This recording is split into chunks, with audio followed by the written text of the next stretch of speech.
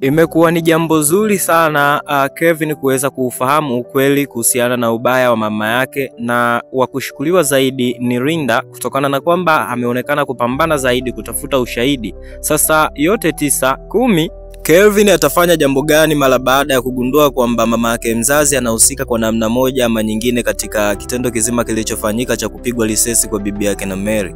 Lakini pia episode hii imekuwa kati ya episode ambazo zimekuja kutujuza mambo mengi ambayo tulikuwa tuyafahamu, na kupitia scene hii hapa tumeweza kufahamu kabisa kwamba mama yake na Kevin ni mtu mwenye mtandao mkubwa sana wa majambazi. Yaani kifupi ni kwamba kwenye haya masuala ya kihalifu hayuko peke yake. Kama tulivyoweza kuona ni kwamba kwa sasa Uncle Seba ameshikiliwa. Yaani kifupi ni kwamba yuko kwenye mikono ya mama yake na Kevin, Maya. Sasa swala zima la Kevin kuweza kumkamata mama yake litakuwa ni gumu, kwa sababu Uncle Seba ndiye ambaye alikuwa msaada mkubwa sana, kutokana na kwamba huyu mwamba tunafahamu ni askari, lakini kikubwa zaidi ni kwamba Uncle Seba ndiye baba yake mzazi kabisa na Kevin. Sasa Kevin halitambui hilo. Ni kitu gani ambacho kitakwenda kumtokea Uncle Seba? Watu wengi wanatamani kujua nini hatima ya maisha yake kwa sasa, kutokana na kwamba yuko kwenye mikono ya watu wabaya. Yaani kiufupi ni kwamba hatujui ni kwa namna gani aliweza kukamatwa na aliwezaje kujisahau, kwa sababu tunafahamu huyu hapa ni askari, ana mafunzo ya kijeshi. Sasa anawezaje kukamatwa kirahisi hivi? Hii inamaanisha kwamba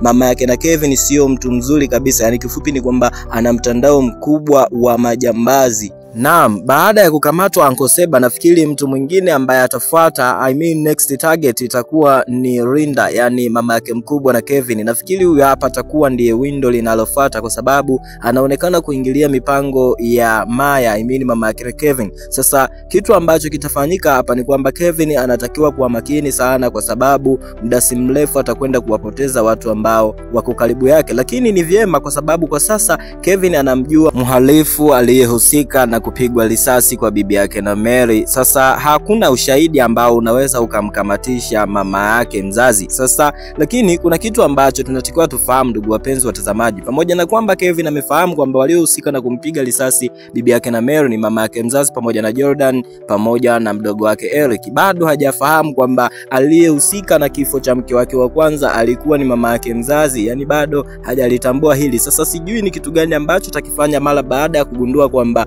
mama yake mzazi ndiye aliyehusika na kifo cha mke wake wa kwanza. Naam, hii hapa ni Ama Films. Kama ni mara yako ya kwanza, hebu bonyeza neno subscribe, lakini pia kama wewe ni mpenzi wa tamthilia hii hapa ya Ndoa Yangu, bonyeza neno subscribe. Naam, twende kuichambua sehemu hii hapa. Ni kwamba tumeona kuna mabadiliko ya character. Huyu ni Lily mpya kabisa, tofauti na yule Lily wa mwanzo. Hatujui ni kitu gani ambacho kimesababisha waweze kuchange character, lakini kikubwa ni kwamba bado tunaendelea na tamthilia hii hapa. Kwa hiyo ni poa sana, kwa sababu hata huyu binti anaonekana na fiti sana kucheza nafasi ya Lily. Sasa Lily tunafahamu kwamba ni rafiki yake na binti ambaye anaitwa Mary. Sasa Mary bwana, unajua anakwenda kuingia kwenye matatizo makubwa bila ya yeye kufahamu, kwa sababu amechukua hii kazi ama amechukua jukumu la kuanza kumfuatilia Jordan. Sasa kikubwa ni kwamba unatakiwa kufahamu kwamba binti ambaye ulimuona akizungumza na mshikaji fulani hivi ambaye amemteka Uncle Seba hakuonyeshwa sura vizuri, lakini ukijaribu kuangalia mdomo tu atakuwa alikuwa ni huyu Lily. Sasa moja kwa moja amepeleka kazi ya kufuatiliwa bwana Jordan, bila ya kujua kwamba aliyempa kazi ya kumfuatilia Jordan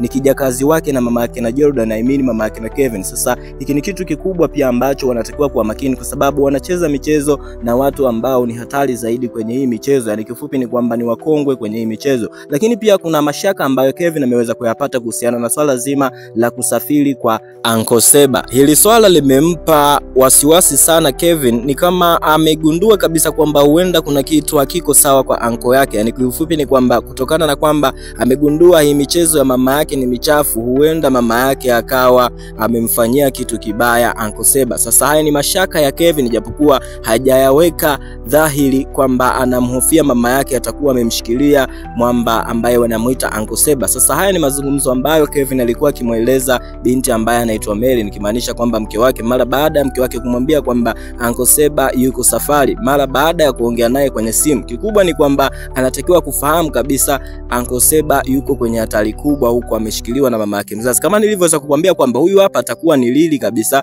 akitoa picha ya Jordan aweze kufuatiliwa, bila ya kujua kwamba mtu ambaye amempatia hiyo picha ama amempatia hiyo kazi ni mtu wake na Jordan pamoja na mama yake mzazi na Kevin. Lakini pia ukijaribu kuangalia mwelekeo wa season hii hapa, inaonekana kabisa inaelekea kuisha, kutokana na kwamba ukijaribu kuangalia mharifu mkuu anakwenda kukamatika muda si mrefu. Yani kifupi ni kwamba mama yake na Kevin, nyendo zake ama mambo mabaya anayoyafanya yanakwenda kugundulika pindi yani muda si mrefu, kutokana na kwamba amejisahau sana. Yani kifupi ni kwamba amesahau kwamba alizaa mtoto ambaye anatumia akili nyingi sana, na hii ndo hasara ya kutoka naye kwa muda mrefu. Yani kifupi ni bora angekaa naye, angeanza kuzijua tabia zake mapema kuliko kukaa mbali naye. Mwisho wa siku mtoto wake mwenyewe ndo atakayempeleka jela asipokuwa makini. Lakini pia kikubwa, kuna kitu ambacho kimetokea kwenye episode hapa. Nafikiri watu wengi walikuwa wanajiuliza kuhusiana na huyu binti ambaye anaitwa Vai bwana, anaonekana ana act weird. Yani kiufupi ni kwamba mambo anayoyafanya inaonekana naye kidogo kuna shughuli anazifanya kwa siri. Naam, sasa ili ni kosa ambalo binti ambaye anaitwa Vai amefanya bila kugundua. Ni kwamba hawezi akamwaga mume wake eti anakwenda kliniki, halafu mume wake amwambie nikusindikize, aseme hapana ninaenda mwenyewe.